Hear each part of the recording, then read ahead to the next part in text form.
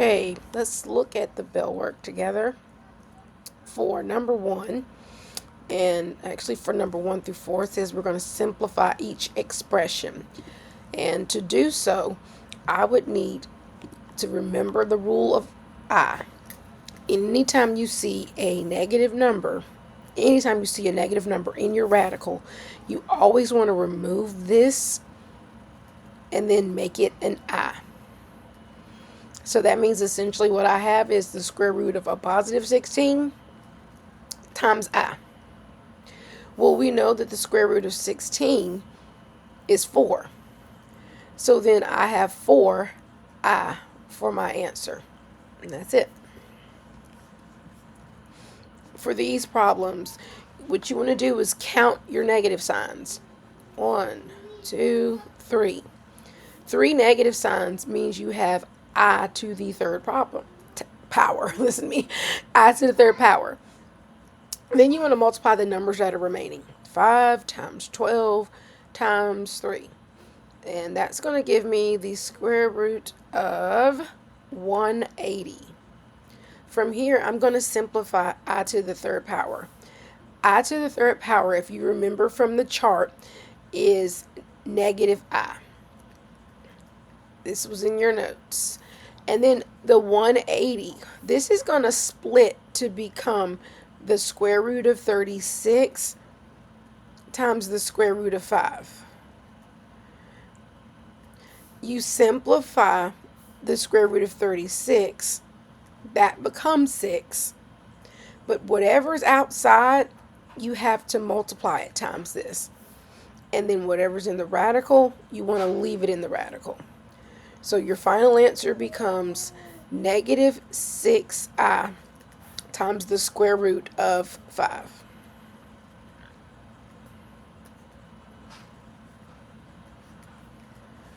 For number 3 and 4, we're going to have to remember simplifying with I squared, I to the third, I to the fourth, etc. You need to first multiply the coefficients here, which would be 14 times 3. And 14 times 3 is 42. Now, I times I is I squared. I squared, right here, we circle, cross out, and we make it a negative 1. So that means I have negative 1 times positive 42. My answer becomes negative 42. And for the last one at this top portion, just a refresher, write this down if you need to, that I to the first power is simply I. But I to the second power becomes negative 1. I to the third power becomes negative I. And I to the fourth power is simply 1. And we know that it's a cycle, it's a pattern. It repeats after every fourth power. So that being said, you take your exponent, in this case it's 67, and we're going to divide the exponent by 4. You are not concerned at all about the entire answer that you get when you divide. All you want to do is look at the remainder. The remainder is the only thing that's important. So that means 67 divided by 4 is going to give me 16.75. I don't even care about the first part. All that matters is the fact that my remainder was 0.75. That was my remainder. If that is my remainder, then I come over here and 0.75 is my third notch down in my steps.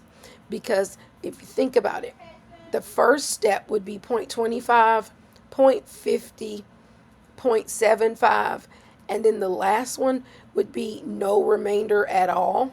No remainder. So again, since my remainder for this problem here was 0.75, that means this answer simplifies to negative I. And that is all. That is the actual final answer here. For number 5 and 6, you are solving the equations below. We're going to use the square root property. That basically means you want to get the variable by itself. Well, in this case, I'd have to subtract the 100 to do so. So when I subtract the 100, I'm going to end up with x squared equals a negative 100. Immediately, you know that you have to take the square root on both sides. When you take the square root, always put a plus or minus sign. But then also, good, give me just a minute, okay, baby? This becomes an I, and then I want to take the square root of a positive 100. So let's simplify this. The square root of 100 is 10, and now just bring down the I. Your final answer becomes x equals plus or minus 10i. Final answer. And the last one. Begin by moving the 7 over to this side, okay? To do that, I have to subtract the 7. 211 minus 7 is 204. And on this side, it's negative 3x squared, and bring down your equal sign. We know we're dividing by negative 3 on both sides. So this will give me x squared equals, and just type in 204 divided by 3. Well, negative 3. I get negative 68. So what does this take me to? Well, it takes me to the point where I now have to take the square root.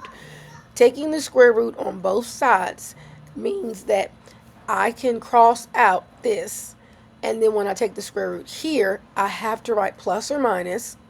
I have to write an I to represent that negative sign. But then think about the square root of 68. It's not a perfect square, but it can be simplified because it's divisible by a perfect square. You have to think of what are the two things that can go into 68 that will make this simplify. It becomes 4 and 17. 4 times 17 is 68. The 4, or should I say the square root of 4, is going to become 2. But there was an I, so don't forget to bring down the I. What's in the radical stays in the radical. So the square root of 17 stays put. Everything else you see right here, I need to bring down. So that's a plus or minus sign, and then the x equals. That is your final answer right here.